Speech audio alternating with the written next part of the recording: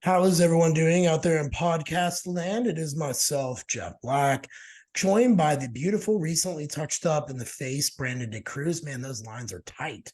But Oh, you're talking about the today, haircut. yeah, what's good? We are Chasing Clarity Health and Fitness Podcast. As you know, we're the guys who like to just cause controversy. And today we're going to keep going. Episode 74, the best rate of loss to maximize body fat loss, muscle retention, body comp outcomes. Basically, we're going to talk about fast versus slow fat loss, weight cycling, and body recomp.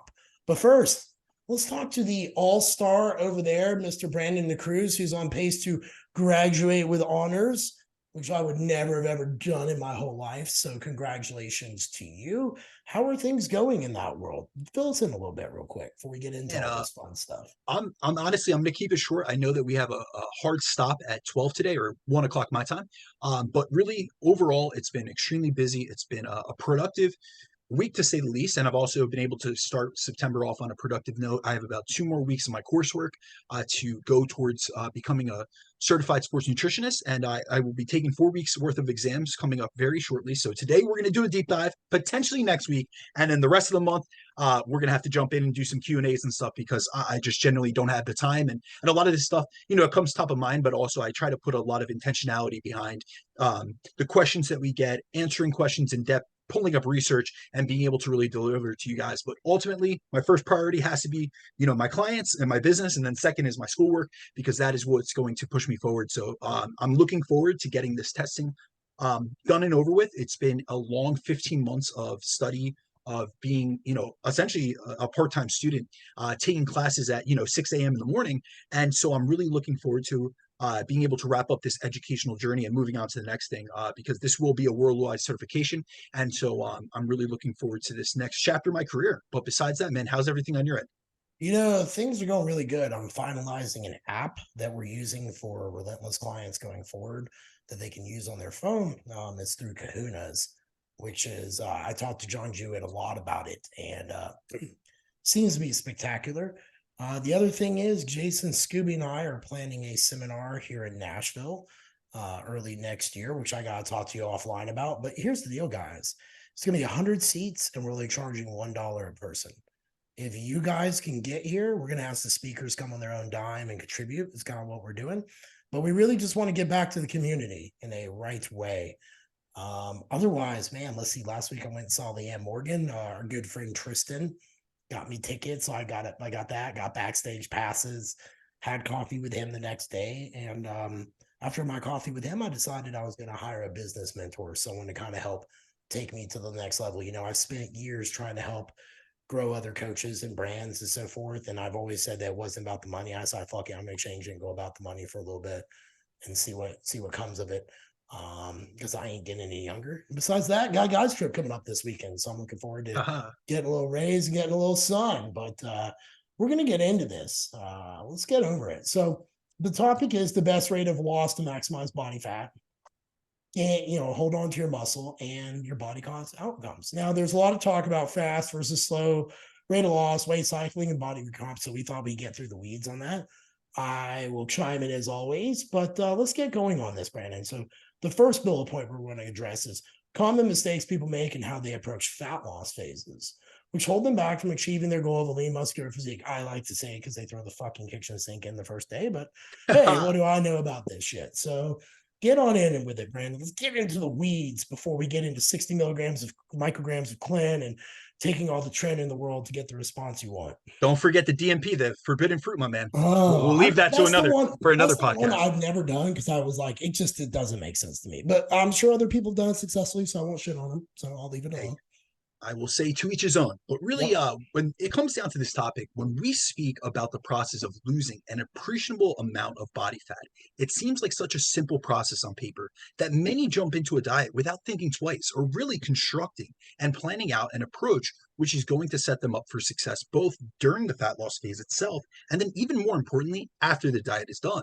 And this lack of planning beforehand often results in dieters making seemingly small mistakes that may seem almost like negligible and insignificant at first. However, the compounding effect these mistakes have over time result in them experiencing a much greater degree of difficulty with being adherent and consistent during the diet itself, which is why so many struggle throughout the process and why so many end up quitting the diet prior to reaching their goals. But even for those who do end up completing the diet and making it through, they pretty much just survive, they hang on by a thread.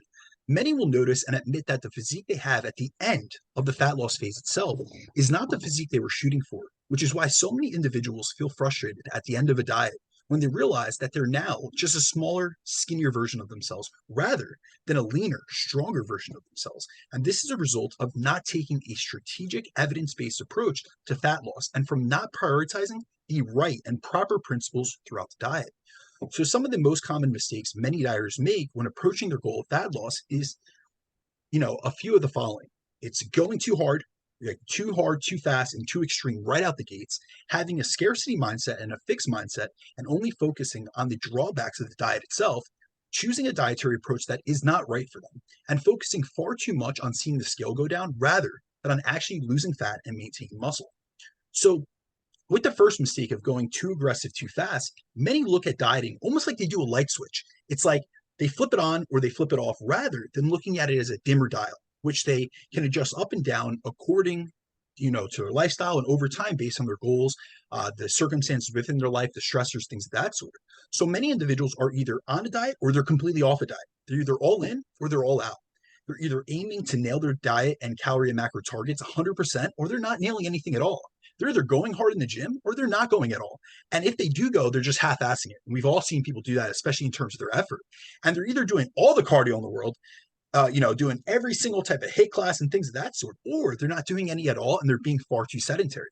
And many set their eyes on the goal of losing body fat, and all of a sudden they decide that they need to slash their calories in half, start doing tons of high intensity cardio to burn as many calories as possible, and they need to restrict themselves as much as possible to lose weight as quickly as they can. And all these habits, including those involved in losing body fat, require time for your body and mind to acclimate to, which is why it's so important to start with small, sustainable changes at first, such as improving your diet quality, becoming more proficient at tracking your food intake, improving your approach to training, and increasing your physical activity levels. Now, the second mistake is taking on a victim mentality.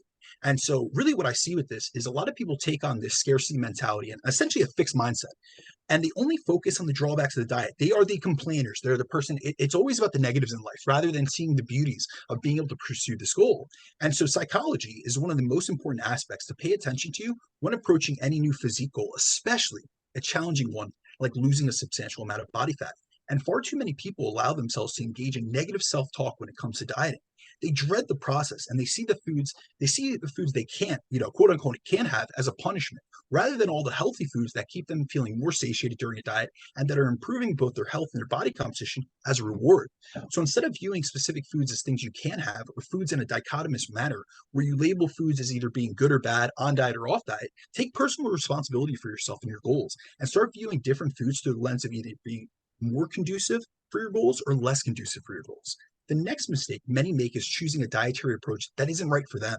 And far too many people believe that a specific diet will work magic for them based on the glamorized results that they see someone else claiming to have achieved following this specific approach or a protocol, whether that be one of their friends, or honestly, in most cases, it isn't even something they know. Oftentimes people follow, what their favorite influencer doing, what their favorite physique athlete or pro bodybuilder or even celebrity that they look up to is doing. And what you need to realize is that there is an inter-individual variability that causes every one of us to respond differently to nutrition, to training, to cardio, and supplementation, which is why you need to make sure you take the approach that suits where you are, both in terms of your current body composition and your lifestyle. And what is most important when dieting for fat loss is ensuring that you are consistent in a calorie deficit and that the diet you're following is one that you can adhere to and sustain, and also one that considers both your lifestyle and your schedule. And the last mistake many make with their approach to fat loss is focusing far too heavily and too much on seeing the scale go down rather than on actually losing fat and maintaining the muscle. And many start a fat loss phase with the goal of losing X amount of pounds or reaching a specific body weight, which is usually what they weighed in high school or college, which is absolutely ridiculous if we really think about it theoretically. And the issue with setting a weight loss goal and chasing a lower body weight week in and week out is it leads you to track your progress solely by what the scale tells you. And your scale weight is not the end all be all metric of tracking progress. So just like seeing your scale weight go down one day isn't an indication that you lost body fat, the same thing can be said about, like, if you see the scale go up one day and you're in a diet and you're in a deficit, that doesn't mean you gain fat either. And so we have to stop looking at things in these 1 day time scales. And in most cases, when someone gets locked in on just trying to, chase lower weigh-ins on a daily and weekly basis, they do see their scale weight go down, but it's often due to losing muscle, which is the number one thing we want to avoid during a diet, as it will negatively impact both the look of your physique and the number of calories you burn per day, due to the likelihood that muscle, or due to the fact that muscle is metabolically active tissue. And so it also, when we lose muscle tissue, we essentially increase the likelihood that we rebound after the dieting phase has ended. So you go from having lost fat, or essentially weight rapidly, to rapidly gaining fat back as a result of the manner in which you approached it. Okay, so then the effects of weight cycling, why you should avoid this at all costs. First off, can you say what you mean by weight cycling? Because I think a lot of people would be like, oh, what's he getting at there? What are they getting at there? Yes, so weight cycling is essentially the process of going through cycles of rapid weight loss to rapid weight regain, which is something that's honestly, it's extremely common to see individuals go through in our society today. So research has found that between 42 to 61% of adults in general populations around the world go on a diet every single year to lose weight, and 6 out of 7 people who go on a diet do lose a significant amount of weight when dieting. Now, here's the issue. We have a large percentage of people going on diets each year and losing weight. But research also finds that a very high proportion of those individuals who lose weight gain it all back. And so some research finds that within 1 year of dieting or of finishing up a diet, up to 80% of dieters will regain the weight that they lost during the fat loss phase. Then when we look at the 2 year point, the percentage of dieters who regain the weight they lost is up to 85%. And at 3 years, that's up to 95% of those who lost weight will have regained all the weight that they lost and more. And we also see that between 1/3 to 2/3 of the individuals who go on a diet and lose weight will not only gain back all the weight they lost, but they actually gain back even more body fat than they lost during the diet itself. So they end up with a worse body composition than they started out with, which is what is referred to as the body fat overshooting effect. And so this is really what we're talking about in terms, or in the context, of weight cycling. And this most commonly occurs when someone decides to diet and wants to lose weight in a quick manner. So they cut their calorie intake down and try to get their scale weight down as fast as possible. But often this comes through using suboptimal methods that are unsustainable, such as very low calorie diets, extreme amounts of high intensity exercise to burn as many calories as possible, and then also not prioritizing the preservation of their metabolically active muscle tissue. And this is something that not only happens to chronic yo-yo dieters who have been involved in diet culture their entire lives, but it actually is something that we see in the general population do on a yearly basis due to how many people don't maintain the same foundational habits across or around their nutrition, their training, and their movement throughout the course of the year. So most people in the general population fluctuate in weight quite heavily due to the going from extremes and swinging from one extreme to another. And this often occurs during the holiday season, where people literally hibernate in terms of their physical activity and eating habits. So what we often see is many will go through these yearly cycles where they'll eat a ton from, say, Halloween until New Year's. But once New Year's comes, they're gun ho and they're trying to lose that weight as quickly as possible for spring Right. break. So they try to diet off that weight that they put on during the holiday season as quickly as possible. But then spring break comes and now all bets are off. And so they go on vacation and they gain back a ton of weight within a short period of time.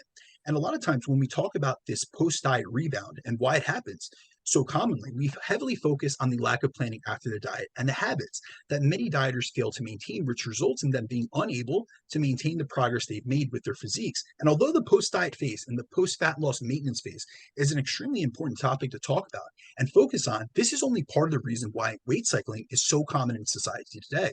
And the other main reason why we see so many individuals go on a diet to lose 20 pounds and then regain 25 pounds quickly after, which results in them going right back to dieting to try to lose it all over again, is because many take on this dieting mindset where they're more focused on weight loss than they are on actual fat loss and muscle preservation and retention. So they end up taking a suboptimal approach to their nutrition and their training in an effort to see a substantial drop in scale weight, but they lose a substantial amount of lean mass in the process. And the issue with losing lean mass is it not only makes you look worse, so that's the first thing, like cosmetically, you're not looking better, but also it drastically decreases the amount of calories you burn per day, which causes you to have to restrict your food intake and your calorie intake even more to continue losing weight. But it can also cause hyperphagia after a diet, which is an extreme feeling of hunger and a lack of fullness. And this increased drive to eat and heightened hunger is a biological response to having lost your metabolically active lean mass. And it often results in you having such an overwhelming feeling of hunger that it results in you having to eat far more calories each day just to have some degree of fullness. But this also results in you quickly regaining weight. And the main issue with this rapid weight regain after a fat loss phase is that fat mass is regained much quicker and easier than lean masses, which often results in individuals regaining more fat after the diet has ended than they actually lost during the diet itself.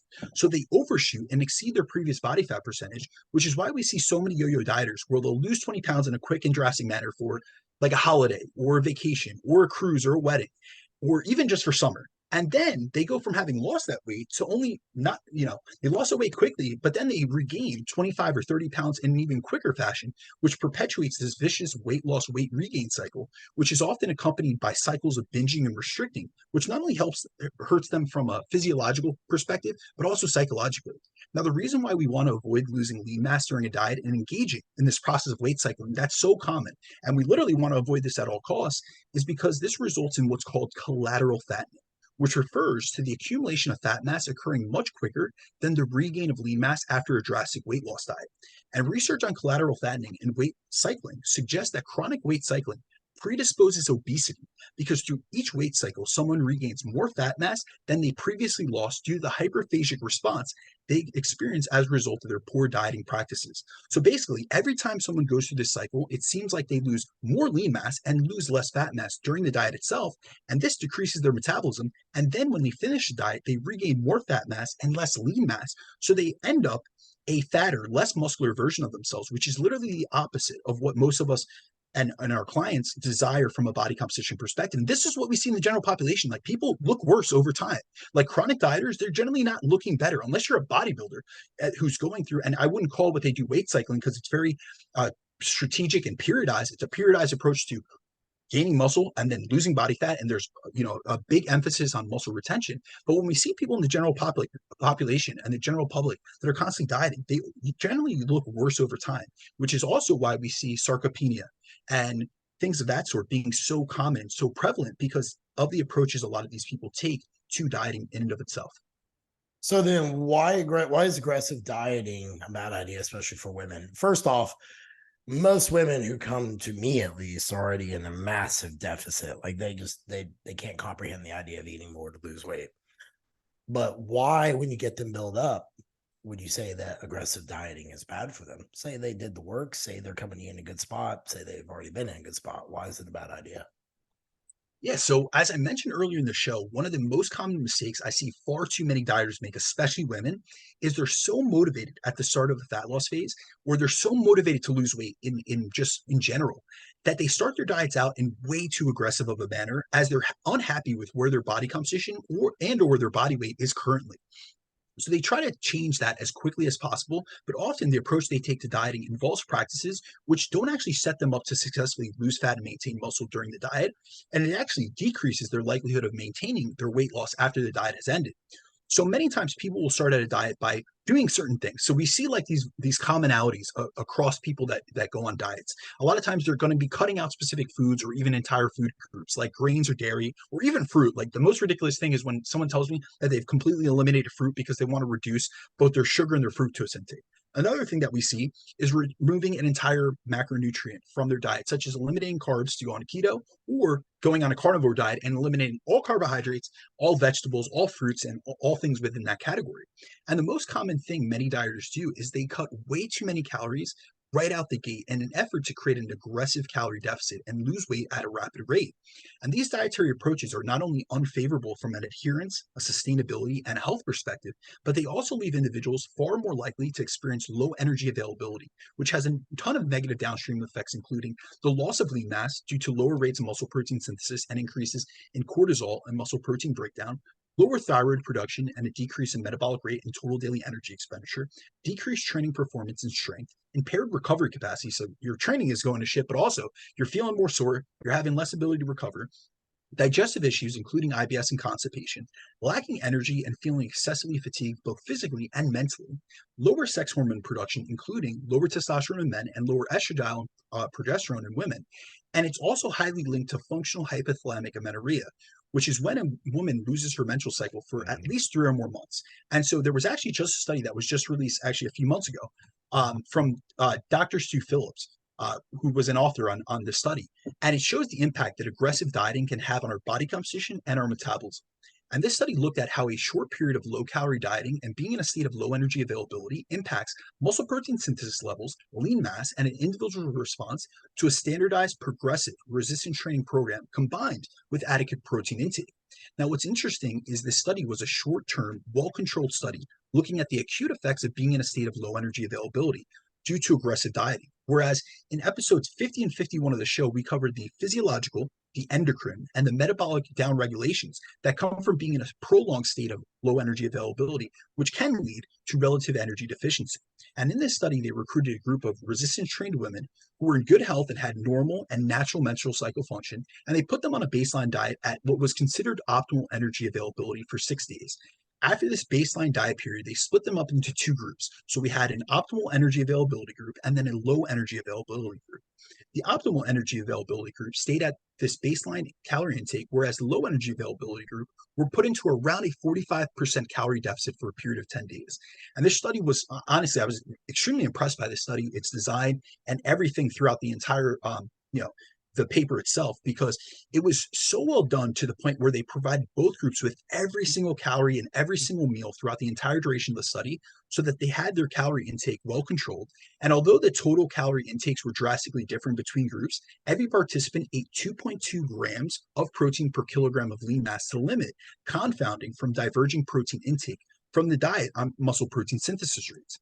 Then they had all of them follow a supervised and progressive resistance training program throughout the study, where training volume was individually customized based on each female's training status, and the training programs were designed to maximize muscle growth. And throughout the program, they supervised all their resistance training and cardio sessions. They measured body composition through both muscle biopsy, so they actually took a piece of their muscle tissue, and through DEXA. They measured the resting metabolic rate, and they took both blood and urine samples. And now, after just a 10-day period, they found that the women who were in the optimal energy availability group ended up recomping. So they ended up gaining lean mass and they dropped a bit of fat mass despite their weight staying exactly the same. Whereas those in the low energy availability group lost some fat mass, but they also lost some lean mass as well. So when it came to body composition outcomes, those on the low calorie diet saw less improvements in body composition and lost more fat or more muscle tissue, despite hitting the same protein intake and following the same progressive resistance training program as those in the optimal energy availability group who actually gained muscle in this program. And when they looked at markers of anabolic signaling, they found that those in the low energy availability group experienced significant decreases in two forms of muscle protein synthesis, which were myofibrillar protein synthesis and sarcoplasmic protein synthesis. Then when they looked at markers of metabolism, they saw a significant reduction in metabolic rate in the low energy availability group. And when they looked at hormones, the low energy availability group experienced a significant reduction in thyroid hormone production, including T3, and they also experienced increases in catabolic signaling, where the cortisol to insulin ratio was skewed in a more catabolic direction of protein breakdown, hence the reason why they lost muscle. And so even in a short 10-day period of being in low energy availability, from drastically cutting calories, we can see a lot of negative effects on lean mass, on body composition, on metabolism, and on hormone levels, which is why it's important to avoid crash dieting, especially if your goal in dieting is to improve your body composition by losing body fat and gaining muscle, because using a large and aggressive deficit can predispose you to more muscle loss and thus less fat mass loss. So then what should our goal be during a fat loss phase besides losing fat? Yeah, so the goal, honestly, when we really look at the fundamental goal of the fat loss phase, isn't to merely lose weight. It is to specifically improve our body composition by losing fat and maintaining muscle or even gaining muscle. And if your goal is to improve your physique by losing fat, you need to realize that this is a body composition focused and body fat reduction based goal, not purely a body weight reduction goal, meaning we're chasing a better body composition, not just a lower scale weight. And our goal during a fat loss phase should be to focus on dropping body fat while maintaining or gaining lean muscle mass, as that's what's going to yield the lean muscular physique we desire, rather than lead us to just becoming a smaller, skinnier, stringier version of ourselves. However, so many dieters get caught up with seeing their scale weight go down during a fat loss phase that they see the scale as the be-all end-all metric that indicates their progress, when in reality, the scale is just part of the equation. And this is why when I take a client through a fat loss phase, I'm constantly reminding and telling them that we're not chasing a lighter and lower scale weight on a week-to-week basis, but rather we're looking to attain a leaner, better body composition, which is why it's important to focus on dieting for fat loss and training for muscle growth or muscle retention, and to shift your focus from just paying attention to the scale to paying attention to visual improvements in your photos, how you look in the gym, especially like when you get a pump, like how do you look in the gym? Are you looking just like a skinnier version of yourself? Or are you looking better? You're looking leaner, you're looking more vascular, and how your clothes fit from the start of the fat loss phase to the end of the fat loss phase. And those are going to be really good indicators. It's always very telling when I have a client who I just had this happen with a client of mine, Katie. So shout out to Katie. We just went through a body recomp phase, but she's lost a significant amount of body fat and her clothes don't hardly fit her. So her pants, like her training attire doesn't fit her from waist, but she's lost 3 pounds in this process. And so she even said, she made a comment to me today or yesterday in her check-in that she was extremely surprised that her weight hardly changed, but she looks visibly better. And that's more of what we're going for. Recomp. She's gained muscle through this process and she's lost fat mass. But obviously, if you're gaining muscle mass, your scale weight is going to stay more or less the same because you're actually increasing lean tissue on your frame while you're decreasing fat mass rather than if you were to take a crash dieting approach and you lose both fat and muscle mass, you're going to see your scale weight plummet more and more and more because you're losing both your fat tissue and your metabolically active tissue. Ooh, this is a good one because this is the one I was going to ask next, but it's on here. Ta-da! Defining slow, moderate versus fast rates of weight loss. And what should we be focusing on when determining what rate of loss we use during a diet? I've seen people like gung-ho it and like be like 4,000 calories and cut it straight to 2,000. I'm like, whoa, hey, a little Yep, and aggressive that's actually a lot more common than most people would believe. But we see this day in and day out in the trenches with so many people coming to us for fat loss, and then also I see this personally because I always ask about someone's personal or previous dieting history. So I want to know exactly the method they took, what they did previously, what results it gave or it got them, and things of that sort. But when we define slow or moderate rates of loss versus fast rates of loss, this really comes down to how much body weight and fat we're losing on an average each week across the course of a fat loss phase. So a slow or more moderate rate of loss is anywhere between 0.25 to 1% rate of loss per week, which comes out to an average rate of loss of around 0.6% loss per week across an entire fat loss phase. Whereas a fast rate of loss would be anywhere between 1 to 2% of body weight loss per week, which comes out to an average of 1.5% rate of loss across the entire fat loss phase. And when most compare different rates of weight loss, they usually only do so in terms of comparing the differences each approach yields in scale weight loss. And seeing as our society favors instant gratification and immediate results, many dieters will want to go with a faster rate of loss as they associate fast fat loss with getting to their goals in a quicker manner, which is why it's so common to see cookie cutter programs advertising rapid fat loss and quick fixes for your weight problems promoted and marketed by large group coaching companies, influencers, or even on like the cover of pop culture magazines on every magazine stand that you pass in your local grocery store. However, if these shredded in 6 weeks or these lose 20 pounds in 30-day programs were truly so effective, we wouldn't have such a high prevalence of individuals who struggle with losing fat and keeping it off despite trying a ton of these training patterns, programs. And so, plus, if you ever read into these programs, they all focus on rapid weight loss and seeing the scale go down quickly, not on fat loss and muscle retention. But if we're looking to improve our physiques, we need to focus on body composition change, not just body weight scale change. And so our body composition isn't just made up of pounds, the amount of pounds that our scale spits out at us, but rather different types of tissues, including fat mass, lean muscle mass, bone mass, and organ mass. And you can reduce all of these by suboptimal approaches if all you're worried about is seeing your scale weight go down. But if improving body composition is your actual goal, you should be focusing on losing fat while maintaining or gaining muscle, as muscle mass is what determines your shape and how toned your body looks when it's lean. Whereas fat mass is what we need to focus on reducing to be able to display a leaner, tighter, and more toned physique.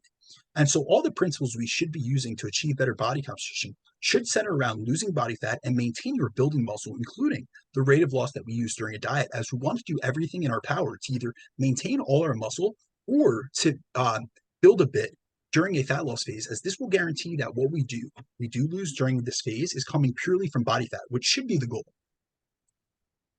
Well, I will say this. I've gone about it both ways, and I think the slower rate of loss with diet breaks and other things, you could get more wiggle room and be able to get better results overall. But hey, what do I know? What are the benefits from doing a slower rate of loss compared to faster rate of loss? I think you hold on to more muscle tissue, and I think you're able to get better feedbacks rather than like, because when you hit someone real hard, the feedbacks just get out of control from what I've seen. Like, if they're real aggressive and they want to do a beach cut, and you're like, fine, we can see, and you end up doing it, and then you're like, blood glucose numbers are all over the place, sleep goes to shit immediately. Usually you'll see those things, and then you just can't keep hitting the gas at that point. Like, you've got to pull 100%. back out. So let's get into There's a that. time to push and there's a time to pull back. I always say Yeah. this to my clients. And so when we really look at the benefits we get from using a slower rate of loss as compared to a fast rate of loss, there are a ton of benefits that we can gain from using this slower rate of loss. And in research that compares both slower rates of loss versus faster rates of loss, they find that from a body composition perspective, taking a slower rate of loss is more beneficial in terms of both our lean mass and our fat mass changes. And this is because using a slower rate of loss allows us to maintain more muscle or even build muscle during a diet.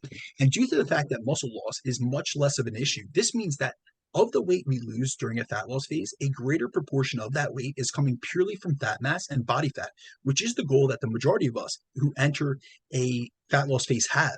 And then also from a coaching perspective, I found using a slower rate of loss to have several advantages for my clients, especially in comparison to a lot of the rapid weight loss and crash dieting approaches they've taken in the past. So with a slower rate of loss, the deficits we use are smaller, and thus our calorie and macro targets are higher, which makes the diet easier to adhere to and more sustainable, as with higher calorie targets, you're less likely to experience low energy levels and diet fatigue.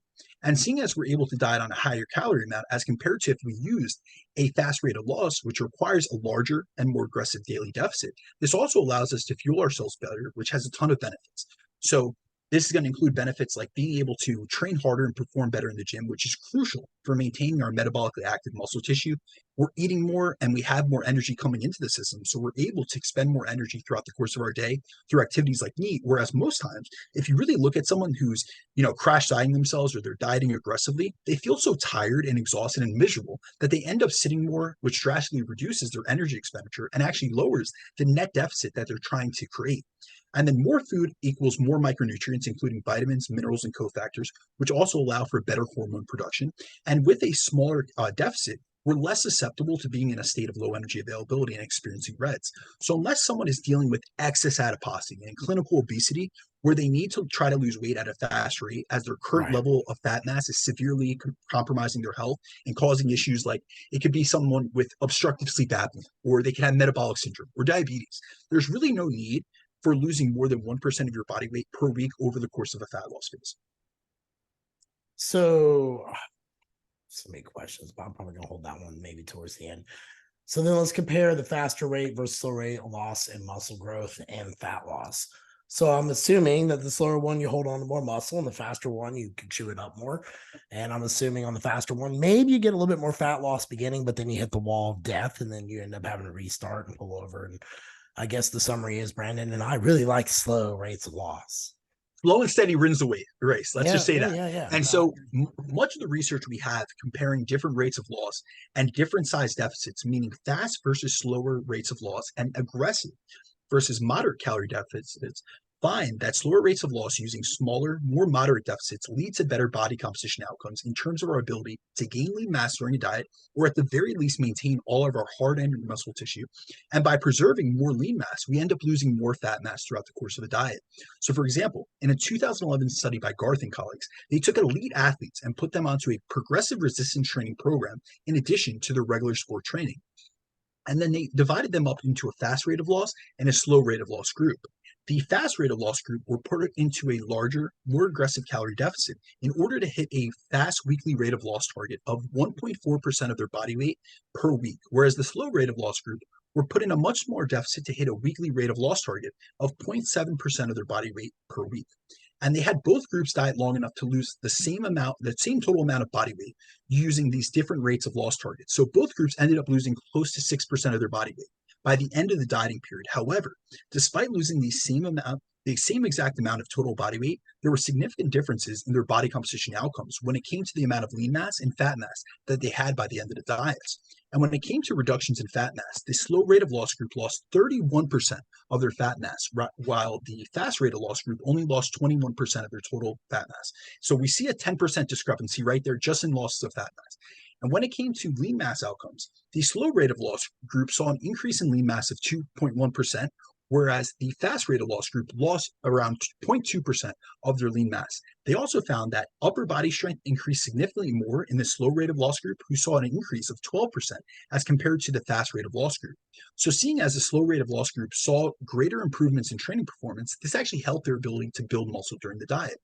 And this study reinforces the fact that slower average weekly rates of loss lead to better body composition outcomes, as those in the slow group actually recomped during the diet, meaning that all the weight they lost came from the loss of actual body fat, while they also gained some lean mass in the process. Whereas the faster rate of loss group lost less total fat mass and lost more lean mass throughout the study. Another study that reinforces the benefits of a slower rate of loss group is a 2010 study from the Journal of the International Society of Sports Nutrition, where they compared a 0.5 kilogram versus a 1 kilogram rate of loss per week. So we're looking at slow versus fast rates of loss. And this was done in resistance trained females. And they found that the higher rate of loss led to these women experiencing significant reductions in their sex hormone production and decreases in training performance as compared to those in the moderate rate of loss group, which led them to conclude that a weight reduction by 0.5 kilograms per week, so half a kilogram per week, with a high protein intake should be recommended to physically active women instead of a larger weight reduction of 1 kilogram per week, because the latter may lead to a catabolic state.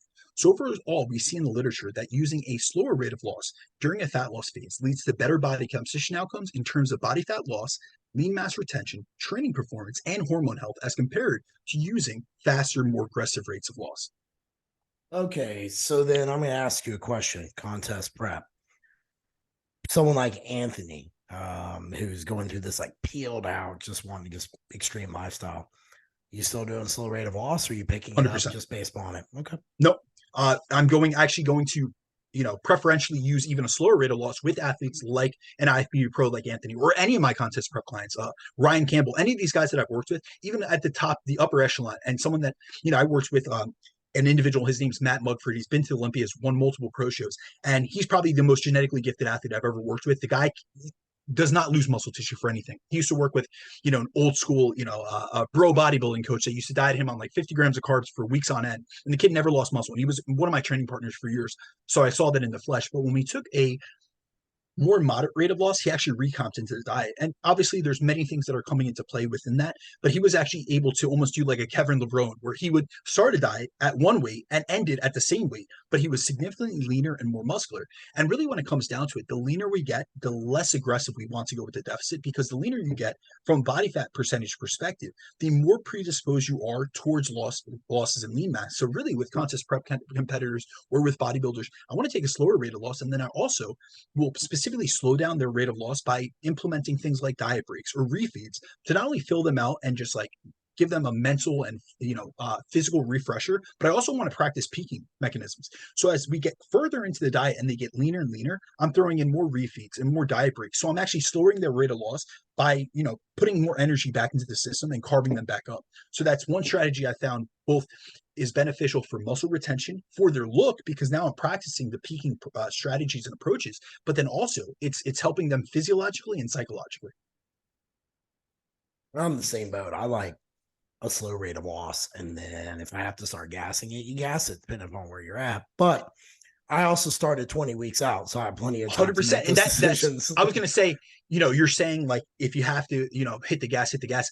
In my mindset, I'm going to be honest with you. I backcast all of my contest preps. I won't take someone on that's not ready, and I won't start a prep for someone if they're overly fat. That's the long and short of it. If you're a competitor, you need to be prepared to take a pre-prep phase and to put yourself physiologically, mentally, and physically into a state where you're ready for a contest prep. And if you're someone that's trying to do like these old school 12-week preps where you just crash diet yourself, you crash diet 30 or 40, 50 pounds off, which we've both done. I'm guilty of it. My first contest prep, no I I've done lost 8 weeks 55 before.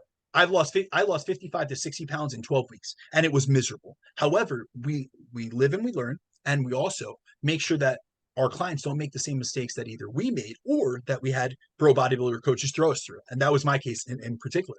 And so within that, I like to backcast things. So I'll look at someone and, I'll look at one of my athletes and say, hey, listen, you're 30 or 40 pounds above your stage weight. That's not realistic. We need to do a pre-prep phase to get you down more into striking distance, and then we'll go from there. Yeah, I also think it depends upon enhanced versus non-enhanced. When people do well with drugs, not drugs, things like that. Like meaning, I can do 20 weeks because I could get away with high dose of tren, which just, as you know, does 100%. what it does. But I'm one of the only people that you would ever meet that could get away with that. Even Jason hates that about me.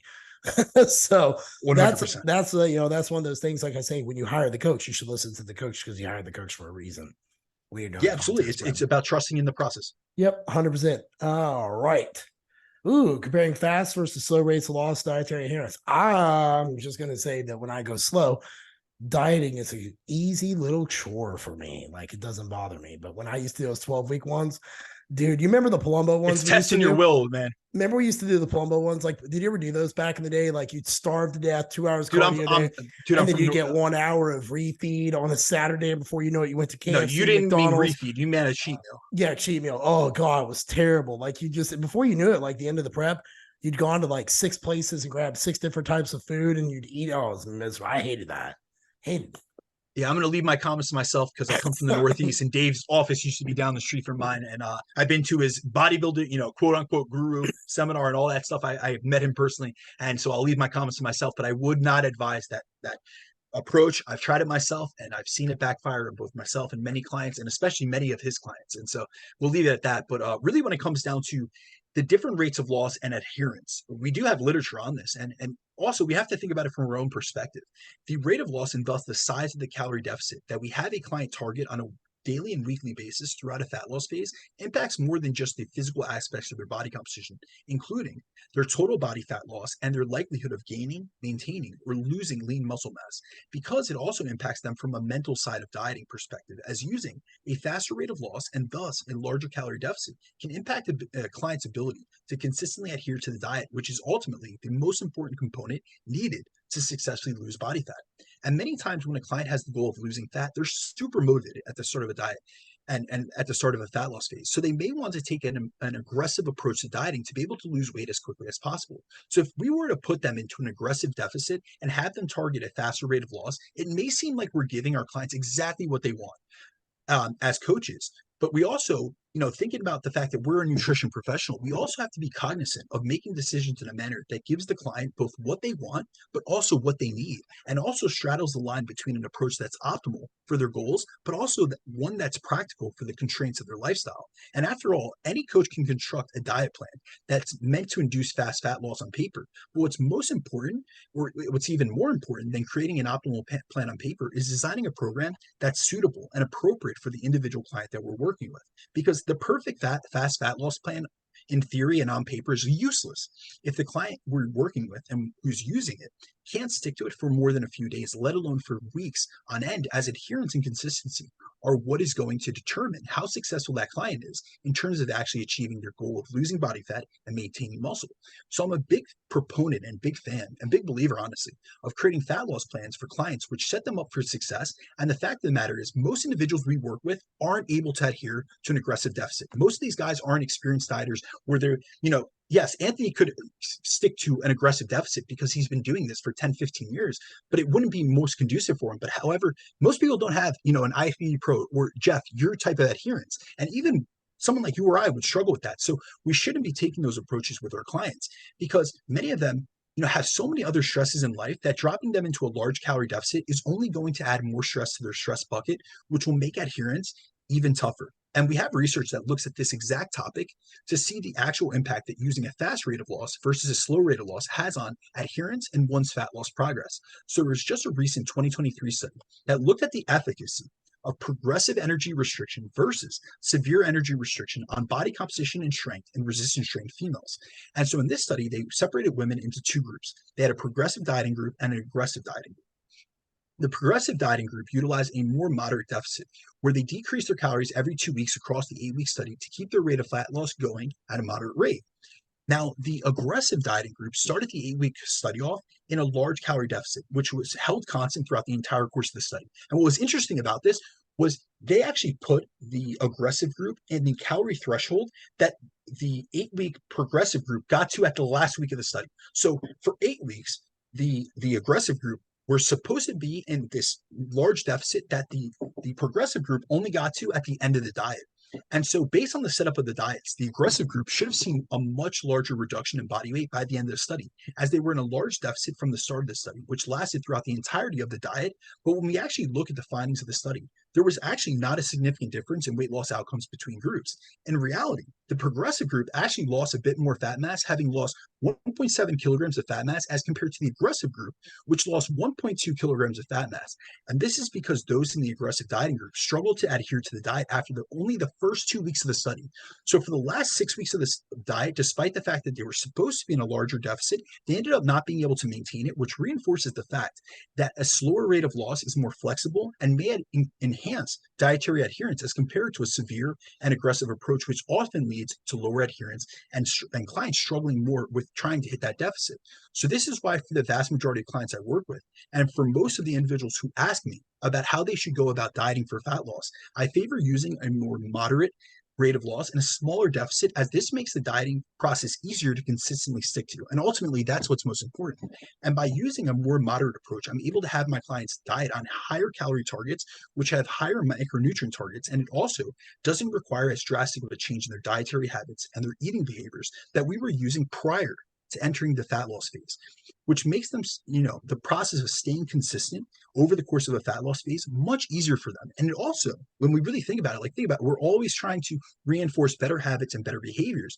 And by doing fat loss in a manner which they incorporate some of their existing habits and we continue to improve upon them, it makes maintaining their fat loss results much more realistic and achievable, as we're able to continue working and creating and cementing better habits and behaviors around their nutrition, their training, their physical activity, their lifestyle, their sleep, their stress management throughout the course of the fat loss phase, which we then can continue using once we transition out of the fat loss phase to help them successfully maintain the progress they've made during the fat loss phase itself. Whereas if we really think about it comparatively, if you drop someone into a massive deficit and they have to change everything about their lifestyle, they have to do, say you're creating a deficit through both obviously diet as well as, cardio and different modalities of energy expenditure. And you tell someone, hey, listen, you have to do 6 sessions of HIIT cardio for this amount of prescribed calorie burn per day. You have to eat, at a 50% calorie deficit. I'm taking you from 2,500 calories to 1,250 calories. Like, how many of those habits are they going to be able to sustain long term? Very few, because they're going to be burnt out. They're going to be the likelihood of recidivism right after the diet. They're going to rebound right back, because that's not a sustainable approach to any type of fitness endeavor. And so really, when it comes down to a slower rate of loss, it's only important from a body composition perspective, but also from a lifestyle, from a dietary adherence, and then also a sustainability and maintenance perspective. Well, this is the part that Brandon loves most, the part that excites him most, is whenever there's a meta-analysis available. He loves them. Now, we have a meta-analysis comparing gradual weight loss versus rapid weight loss on body composition metabolism. And I'm going to say it turns out saying that the fast people lose, but I will let you say it so you don't spoil it for the rest. All right, so I want to correct you just a little bit, because I should have put a caveat to this. This is actually a systematic review and meta-analysis on the effects. So even better, it's on the effects of slow weight loss versus rapid weight loss on body composition and resting metabolic rate. And they compared fast versus slow rates of weight loss and compared studies where both groups lost the same amount of total body weight to see the differences in body composition outcomes, body fat loss, and impacts on metabolic rate between fast and slow approaches. And this systematic review and meta-analysis found that individuals using a slower rate of loss saw greater reductions in fat mass and body fat percentage, while they also preserved their metabolic rate better than those who were using faster approaches. The fast rate of loss group saw a less reduction of fat mass and body fat percentage, and also they experienced a larger reduction in resting metabolic rate despite losing the same amount of weight. And that's mostly because they lost more muscle. And so they also found that those in the slower rate of loss group preserved more of their fat-free mass. So overall, what we see in the literature is that when it comes to rates of loss, slower rates of loss are more favorable for losing more body fat and fat mass, for preserving or gaining more lean mass, and for minimizing the effects of metabolic adaptation. So all in all, when we really look across the literature, when it really comes to favorable outcomes in body composition, which is what most of our listeners are looking for, it's showing that more slower rates of loss are more favorable for the outcomes that we're looking for. Oh, wow. That's it. Come on. There's not even more. It's so simple of an answer. I'm almost like stunned. It ends on that. Like, Brandon, we can't have the podcast end with that. Well, we got one more practical application section, my man. All right. How do we set up our clients' rate of loss during a fat loss phase? Do you want to go first? You want me to take this over? Here's what I like to do. When it works for me, when I'm coming to my clients when I'm going for a fat loss phase, one, they got to be mentally into it. Two, they got to know that it's going to be for a period of time that we don't know because life happens and everything else. And I start working their calories down usually by about anywhere from 150 calories at a time. And it usually starts with carbs because I've worked them up with carbs. If they're coming out of keto, I'll put them back up the reverse. So it just kind of depends. But I like to go slow and steady and see. And I'm not against like cut, hold, reverse up, hold, down, down, down. Like, you know what I mean? I might a phasic approach. A phasic approach is yeah, well said. Better than my stupid ass was saying. So that's really how I set it up. I find that most people can't really go longer than about 12 weeks of a straight hard thing before you got to kind of pull out. And they beg you not to. They're like, I'll get it together. And I'm like, let's just pull it back out, kind of get you resensitized and then hit it again. You know what I mean? And I think a lot of coaches, you know, my opinion, a lot of coaches do what the clients want to do. And that's great. But if you're not serving them, you're not going to have that client stick with you a long time because 100%. ultimately the results will burn and flame out. All right. So, you know, from my perspective, I agree with that wholeheartedly. I take a little bit different approach, but I also serve a different population as well. So I think maybe mine is more specific. I'm going to speak specifically about the clients that I work with. But many times when I have a client who has the goal of entering a dieting phase, they'll ask me to project, and I'm sure you get this as well. They always ask me to project how long it'll take them to get to their goal and how fast they'll be able to lose weight. But I always try to remind them that we're not just focused on scale weight loss. We're focusing on maximizing fat loss and either building or maintaining muscle throughout the course of the diet so that by the end of the fat loss phase, they're in a better spot than they started at and they have a better body composition overall. So when it comes to creating a fat loss phase, what my goal is to create an effective deficit and one that's significant enough of a reduction that will actually elicit fat loss. Because say we were only reduce your calorie intake by 50 to 100 calories per day, you most likely wouldn't see any progress at all, as that small of a reduction may not even put you in a deficit. So we have these ends of the spectrum where some people are too conservative and then some people are too aggressive in terms of coaching or even in terms of their own approach. And when we think about being too conservative, you know, if you just make a reduction of 50 to 100 calories, this might not do anything. It might not even move the needle because our maintenance calorie intake is a range, not a static number. So say I have a female client of mine who has a maintenance calorie intake of 2,000 calories per day. It's pretty safe to say that if she ate at 1,900 calories or at 2,100 calories, she'd probably stay weight stable. Plus, you know, when we really think about calorie reductions and deductions and things of that sort, we have to realize that there's a margin of error that we have to take into consideration because a 100-calorie decrease is so small that it could easily be erased by errors in tracking or unaccounted for bites, licks, and tastes. So the deficit I use with each client is individualized and is going to be based on their current level of body fat, their current maintenance calorie intake, their lifestyle, their dieting history, and how experienced of a dieter they are. So what is their past experiences and have they been successful or are they someone that has really struggled with the process? So instead of just throwing someone into a cookie cutter 500-calorie deficit like so many others do, I prefer to use a weekly rate of loss target as this individualizes the deficit I use with each client as it's based on both their current body weight when we start the diet and their current maintenance calorie intake. And when it comes to setting up a fat loss phase, I prefer to use a more conservative approach and target a moderate weekly rate of loss because I'm focused on losing body fat, maintaining muscle, and improving your body composition. So I'm usually going to aim between a 0.25 to 1% body weight rate of loss per week, where I'll start closer to the upper end of that range and scale it down as the client gets leaner and leaner and deeper into the dieting phase. So my goal is to get a good chunk of fat off at the beginning of the phase to start the phase off strong, as that's when their body fat is highest. They haven't been dieting for quite some period of time. They've been eating at least maintenance calories or in a surplus for a significant period of time. They have no accumulated diet fatigue because they've been out of a diet, and they're also highly motivated for the goal at hand. And from there, I'll slow it down the leaner they get, as when we're leaner, we're more predisposed to muscle loss. So if we were to take an aggressive rate of loss at that point in the diet, you know, the leaner we get, the more predisposed we are to losing muscle. So we actually get more of a benefit from slowing down the diet and taking a slower rate of loss. And this is also where I like to include things like refeeds and diet breaks to help manage their dietary fatigue. So with most clients, I'll transition them into what I refer to as a push-pull approach, where we'll push to oxidize body fat for a period of time, and then we'll pull back. I'll feed them up and fill them back out to reset them both physically and mentally by eating at maintenance before dipping back into a deficit to continue losing body fat. So it's almost similar to the phasic approach you were speaking about, Jeff. Like you put them into a fire, you bring them right back out. You know, you push the gas, you push the brake, and things of that sort. But ultimately, When I calculate my client's average weekly rate of loss across the entirety of the fat loss phase, it's usually between 0.5 to 0.6, which is what I've seen not only work best in my own coaching practice, but that is actually the range that's also reinforced by much of the research that we have,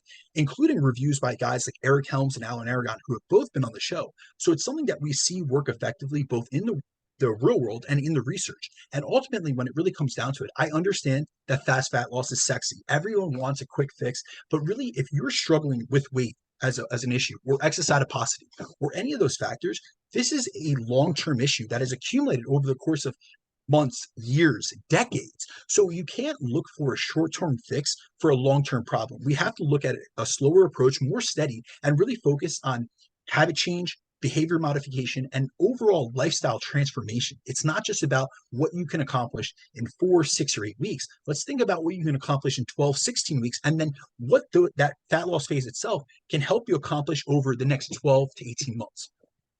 Dude, I like today's episode. I think we had a good little chat with people to be able to help them understand that slower is better, and that, if you're working with someone, trust the process.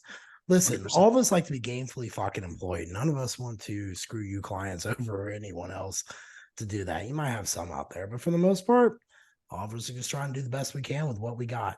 B, you got that graphic I sent you, right? Looks sexy, looks tight, just looking beautiful, beautiful, beautiful. Oh, it looks great. I just got it. Looks great. But ladies and gentlemen, that's our wrap for episode 74. If you guys got any questions, throw them our way. B and I will be doing probably a Q&A or two to clean this up, because we've gone quite a while without a Q&A. And I always get asked the weird stuff, like, what about iodine? What about copper? What do you think about that? So you can ask me those too. I'll answer. But, try to make them about the episodes, because Brandon and I have similar but different opinions about how we get to different, how we 100%. skin the cat. And that's why we like And that's the beauty of life. That's the beauty of coaching, because we all have different experiences. We all work with different clientele, and then but we both have experience, and that's the most important thing. There's a lot of people that they make a lot of claims that are unsubstantiated, and you could tell that they've never worked with people in the real world. And so, at least we're coming to it both with evidence as well as experience. We combine different methods and different strategies, different viewpoints, and different approaches. But ultimately, what we've done and what we've always really focus on doing is cutting through the bullshit and creating clarity on complex topics. And that's what we will be doing for every week from here on to eternity together. So guys, as always, thank you. Please be sure to follow, rate, review, and share the show. We love seeing those shares, especially when you guys give us feedback on the podcast themselves, because this is what helps us create further dialogues as well as further podcast episodes. And we always do these series, so we will continue doing those, and then also do some Q&As. So, as always, guys, thank you for following us. Thank you for listening, and we will see you next week. B, where can everybody find you at, though, man? Yeah, of course, guys, on IG at @BrandonDeCruz_, or preferably on my email, which is bdecruzfitness@gmail.com. How about you, Jeff? Jeff Unbreakable Black on Instagram, preferably not my email, and I'm also on YouTube under Relentless Forever. No, I like chat with people on the on IG and stuff like that, but my email gets blown up so much, because I don't know about you, but I guess my email got sold to some people, so I get like 400 emails every week about, would you like to buy your business? Do you need help with your business? Would you like capital funding?